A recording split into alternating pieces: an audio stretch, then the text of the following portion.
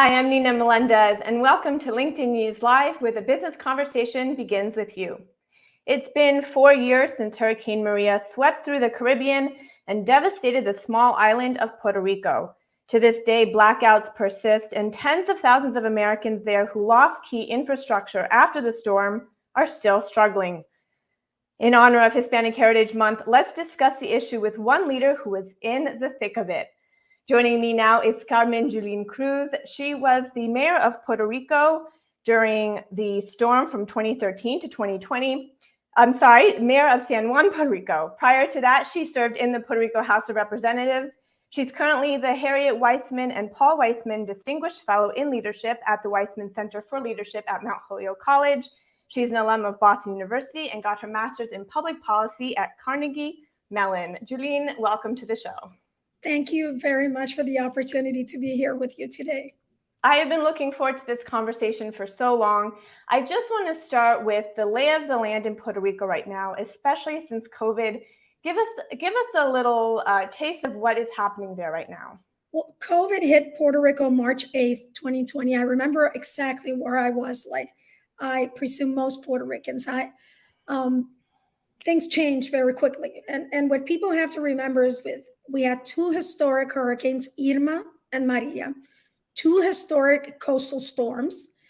We ousted a governor in 2019, the imposition of the Fiscal Control Board, which we'll talk about it sometime during our conversation. And then here comes COVID, and everything changed. So it was, in Spanish, we say, for the Spanish-speaking audience, llover sobre mojado. It rained over damp footing already. There was nothing else. There was actually a meteor that fell in Puerto Rico at that time also in 2020. I've been here in South Hadley, Massachusetts at the Weissman Center since February. But of course, all my family is there. My daughter is there. My parents are there. My brother is there. And I keep a very, very close contact with them and with all my friends. There's a feeling of people are starting to get fed up that things are not going the way they should be, that the reconstruction of Puerto Rico is very slow, that, and you mentioned, the power outages are el pan nuestro de cada día, our daily bread, and that things don't seem to go where they're supposed to go. Politically, we're very fragmented. Two new parties, Movimiento Victoria Ciudadana and Proyecto Dignidad, came to the scene, and they very historically, we can put it that way, just got people in several municipal assemblies and in the Puerto Rican legislature. So very fragmented political situation in Puerto Rico, where the actual governor only got 33% of the vote. So that means that he is governing from a minority, if you would say. I want to talk very quickly about the reconstruction, specifically about with the homes, Julín. You know, the federal aid, there was about $90 billion in damage. The federal aid was approved and some of it has been distributed, but the island, like you were saying, still very much in recovery mode. Aside from just the fragmented government that you mentioned, what is causing the delay? Or would you say it's the fragmented government that is a huge cause of it?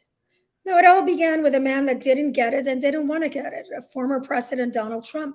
It has been proven by federal authorities that he purposely withdrew aid from getting to Puerto Rico, number one. Number two, he imposed different standards that for any other territory or any other state in the United States to get the aid from FEMA and other organizations. So those two things delayed very harshly the reconstruction until this Biden administration, which has released a lot of the things that were put into place by the Trump administration.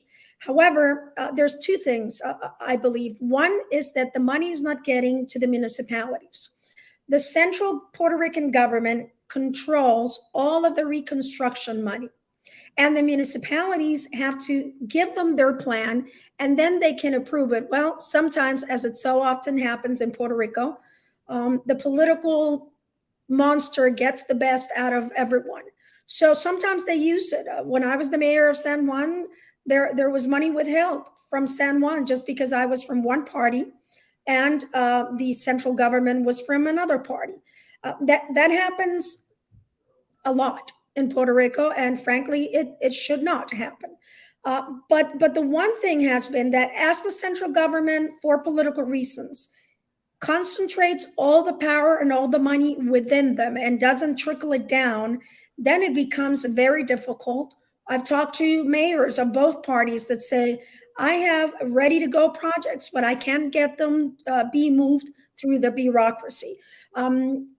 A couple of months ago, the Department of Vivienda of Housing in Puerto Rico said that only 6% of the homes that were destroyed during Irma and Maria had been rebuilt. Now, on top of that, and I forgot this when I mentioned all of the things that happened in 4 years, we had two very potent earthquakes that touched on the southern part of Puerto Rico. Thousands of homes were lost.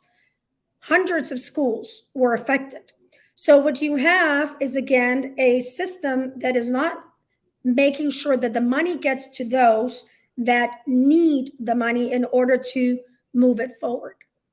I want to talk about the blackouts too. Recently, Puerto Rico declared a state of emergency on its energy grid, right? So there's 4 out of 8 of its generating units that are working and only at about 39% capacity.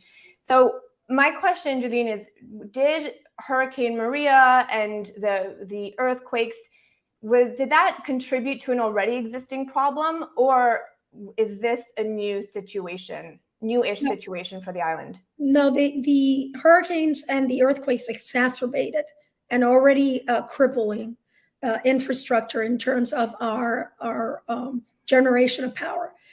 Now it's become even worse because the Puerto Rican government has signed off the rights for the distribution. This is divided into generation, which is still in the hands of the Puerto Rican government under the PREPA, Autoridad de Energía Eléctrica, and now Luma, which, by the way, has been ousted from other countries for not doing what they were supposed to do. So now Luma is saying, by the way, this is very important for the American taxpayer because it is money that is coming from the United States that is going into the rebuilding of the transmission infrastructure. And the Puerto Rican government is given $750 million of its annual budget, not to schools, not to the people that have pensions, not to teachers, but to this private entity to continue to pay for the salaries of some of its employees. It was interesting. They were in a hearing on the House of Representatives about a week ago, and a private entity declined to comment on the pay transparency. Lydia Velasquez, questioned. I saw that. And they didn't want to tell them how much money their executives were making. So no, it was a crippling infrastructure, but Luma certainly privatizing it, it's not the answer. So I do want to talk about Luma next. I'm going to pause the conversation very quickly and say hi to some of our members joining, with so many of them from Puerto Rico. We have Michelle from Massachusetts who says, I love PR and my soul calls it home. Melody says, my husband and kids are in Puerto Rico and are Puerto Rican, and so glad to see this conversation. And we have Luis from Brazil who's joining us. Thank you, Luis. Anya from Virginia, and Lee from Rincon. Let's talk about Luma Energy. So they took over the distribution of energy on the island, and the idea was that privatization would help sort of relieve the burden off of the government and maybe smooth things and make it more efficient. I want to bring up a chart that shows some numbers. This is from the Center of Investigative Journalism in Puerto Rico. These numbers show that the average length of time a customer experienced a power outage was at times almost 3 times the length than when it was government owned by PREPA. So, you know, the fault doesn't lie entirely on Luma's shoulders, but I do want to understand what is behind this problem, in your opinion, Julene. Well, one of the things is that Luma fired most of the employees that were experienced. There was this thing called empleador único, only employer, where employees from the PREPA authority were relocated into other organizations within the government. So, and now they're hiring people. So there are inexperienced people that don't know what they're doing. Number two, frankly, it's too much for them. They haven't been able to get a hold of the maintenance of the systems that they're in charge of. And the bad thing is there was a big blackout in June, and then they blamed the union, La UTIER, which they weren't even controlling the place where the blackout began and took place. Privatization, I was always against privatizing any parts of the generation or distribution of energy. Privatization is not the answer. In Puerto Rico, we tried it with the Public Waters Authority. It didn't work. We sold our Puerto Rico telephone company, and on October 15th, tomorrow, there's going to be a great demonstration of the Puerto Rican population. And what I want our listeners to know is we don't want electricity just to be on air-conditioned homes or take hot baths. We want it for those people that are at home, bedridden, who depend on oxygen to survive. We wanted to be able to have surgery. We wanted to be able to have our children go to school. We wanted to be able to give dialysis to people. So I always said, when you control where the power goes through, you control the economic and social development of the island. I mean, when you think of rolling blackouts and people not having energy for dialysis, for the air conditioning, whatever, you don't necessarily think of that as part of the United States. And Puerto Rico is a U.S. territory.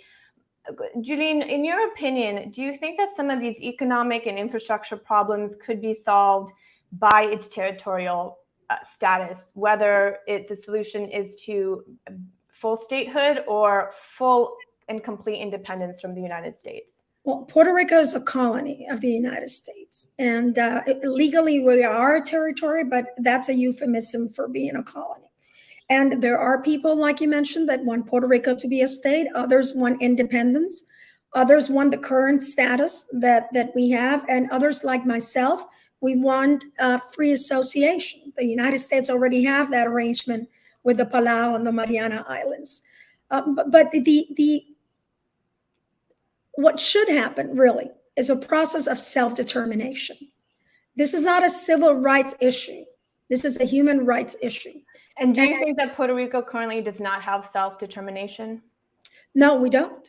And let me tell you, right now, the Fiscal Control Board that was imposed on us by Congress is telling Puerto Rican legislator to put forward a plan to raise $7 billion on bonds to be sold. I mean, it was exactly that got us into trouble, right? But what is happening right now is because of our colonial status, we have been imposed a fiscal control board that has already decreased pensions in Puerto Rico two times. This would be the third one. There's been 4 increases only in the PREPA in our energy bill. There's been increase in the highways as you go by. So the cost of living continues to increase, and what the dollar can buy continues to decrease. Puerto Rico is a country that was invaded first by Spain and then by the United States. And look, I'm not saying that a lot of good things have not happened because of that relationship, which as a Commonwealth, it was given birth to a new way of doing political business. But it is a colony now. It doesn't work going towards the future. We need to change that. And what many people also don't know is that Puerto Rico, in its current state, cannot declare bankruptcy. So it only exacerbates the economic problem. You know, Julene, you mentioned the increases in electric bills, which is a huge problem, especially since there is such economic stress currently right now with Puerto Ricans. Can you tell me a little bit about what the job situation is like on the island right now? Well, there's been a brain drain for quite some years. A lot of our young people have left for better opportunities, especially in the areas of engineering. One important data point is that the Colegio de Mayagüez, which is the Maya West campus of the University of Puerto Rico, which is also getting ransacked by the Fiscal Control Board, lowering its funds, is the number one place outside of the continental US where NASA gets most of its engineers. So it is very high profile there. What is happening is there is a lot of work that needs to be done, but it's a lot of construction work. So with it will come a lot of engineering work also. And with that, a lot of people that will work on blueprints and so forth. So it's very specified in the reconstruction and also in the telecommunication.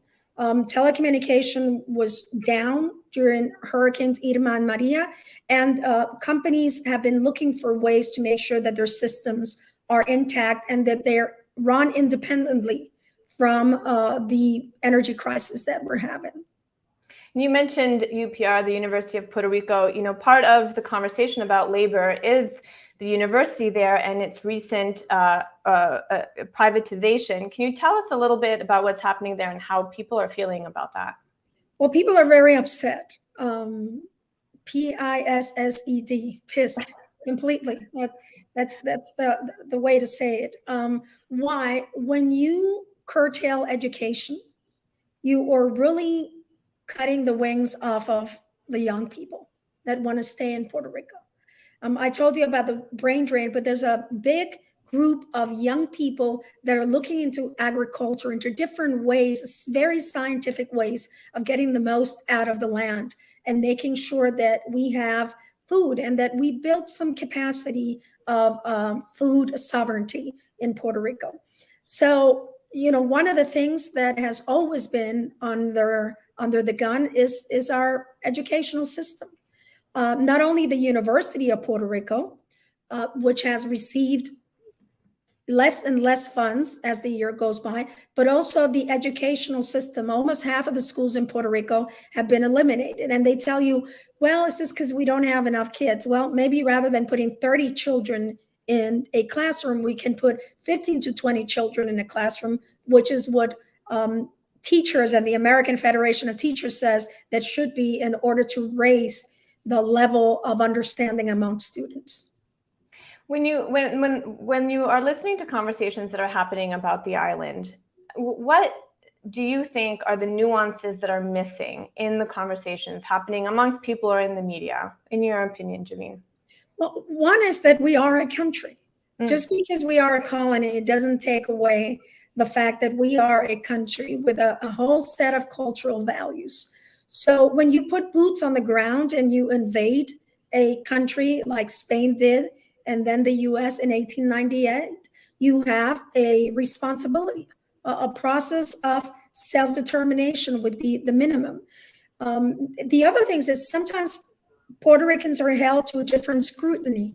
You know, we're talking about raising the debt ceiling in the United States so that the US doesn't have to default on payment of their loans. Well, we didn't have that available to us because we are a colony. In fact, years past, Puerto Rico, I believe it was until 1984, could declare bankruptcy. And then Puerto Rico was taken off of that part of the code by Congress. So we cannot declare bankruptcy. And then the Puerto Rican people tried to do so in our own Congress and legislature. And we were banned by the US court system of doing that. So we did try to solve our issue in a way that many times the US has tried. And the last thing is they talk about bailouts. We don't want bailouts. We want justice. There's a difference between, you know, it's interesting when they bail out Wall Street, it's not a problem. But if we want to raise the Medicare benefits, or if we want to have community college and universities be for free, then everybody starts asking, where's the money? And one of those things is what is the cost of not doing the right thing? And I think that's one of the things that people are missing in Puerto Rico. Julene, you know, you were mayor of San Juan for quite a bit of time. I'm curious what some of your most cherished memories are from your leadership time there. Well, there were a few. San Juan was the first municipality to recognize collective bargaining to its employees. Two unions that are affiliated to the SEIU were part of that process because the employees chose them to. We have the only transgender clinic in Puerto Rico that was built and managed during my administration. We did 200 my first term, 256 projects of $110 million investment in renovations of parks, small parks, community parks, and large parks like the Luis Muñoz Marin Park. We have the only water therapy center in all of Puerto Rico for children with advanced disabilities. The Fiestas de la Calle San Sebastian became worldwide known as the. And they are amazing. I just want to put a plug there for. Oh my goodness! Yes. And for anyone who doesn't know, it's in January 18th, correct? It's that whole week. They begin that week. Yes, San Sebastian Day is January 19th. So they start a few days before. They close the streets, guys, and for like 7 days, there's just so much fun happening in the streets. So it's wonderful. I'm sorry. Go on, Janine. We had about 14 cruise ships that we were able to get to come. So that increases the amount of people that are there. And of course, the businesses. We brought back sports, basketball, baseball, volleyball. We were the first team to pay, and this is shameful that I'm saying this, but we were the first team that paid the same to women in basketball as men in basketball. We hosted a lot of the international qualifying games for our female basketball team to go into the Olympics. So the Puerto Rico has one of the 12 best teams, female basketball in the world. But mostly just being with the people. Just I was called a trailer mayor, and they said that as an insult, and I took it as a badge of honor. It was true. I didn't go to my office at City Hall. I had a trailer in Luis Muñoz Marin Park, and people could just go in and knock. And I had a moving van that we would take to different areas of the city. Of course, a lot of those things were devastated by Hurricane Irma and Maria, and it was just very hard just to keep our head above water. And in hindsight, Julene, is there anything that you would have done differently during your time as mayor there? Yes. Give me one. On my first hurricane, big hurricane, Irma and Maria, we took all of the equipment from the municipality and put it in one place so that it wouldn't get flooded in the different areas. Knowing what I know now, I would have placed it in different points of the municipality so that the aid could get there a lot faster than it did. I was very highly criticized by the debris. It took us 4 months to pick up 283 million pounds of debris, and we had 13 other companies picking up debris. But I had 40 trucks. No, there were 57 trucks. I could use them either to pick up the debris or to take food and water to people. I made the mistake of using them to take food and water. That's a mistake that I would make any time and time again. And before I let you go, Janine, any advice for young Latinos and Latinas who want to go into leadership, who maybe look to you in your career as inspiration? Any advice for these people watching the show? There's on the other side over there. There's you can see a little bit of my grandmother, Julene Vega, and my parents are on the other side. Speak up, stand up, and be counted. If there's something that bothers you, if you're bothered by the fact that it takes you months and a lot of paperwork to get into college, but anyone can go and in 15 minutes get an assault weapon and buy it and injure other people, then stand up and be counted. If you are sick and tired of things, don't be just a person that complains. Be a person that becomes the solution to that problem, and always speak up. There will be people that try to silence you. There will be people that try to diminish you. There will be people that try and just say bad things about you. As long as they say something about you, it's okay. But speak up, stand up, and be counted, and just put your heart where you're going, and you will find your way. Julene, I want to end on a comment from one of our members. Leroy says, I visited Puerto Rico several times and I love the people and the place. I truly hope there are better days ahead as the infrastructure is vastly improved, along with development of many businesses and other support systems. The people deserve the best that life can offer. Thank you, Leroy, for your comments. And thank you to Christine, who joined us in New York, Jin from Texas, Cello from South Africa, Liranda from Missouri. And Julene, so wonderful having you on the show. Thank you so much for joining. Thank you very much. And tomorrow, October 15th, take the streets to protest against Luma. That was Carmen Julene Cruz. She was the former mayor of Puerto Rico, and she's now in South Hadley at Mount Holyoke College. And thank you for everyone who joined the conversation today. You can continue the conversation here. You can check out some of our other stories to the right of your news feed. And before we go on to the teas, I do want to give a big shout out to my producer, Steven Valdivia, who without his support and good sense and editorial sense, the show wouldn't have been possible. Tomorrow, my colleague Andrew Seaman will be speaking to the Chief Human Resource Officer at UPS, Daryl Ford. They'll be talking about the labor shortage and how it will affect seasonal hiring this year. You won't want to miss that conversation. I'm Nina Melendez. Thanks for watching LinkedIn News Live.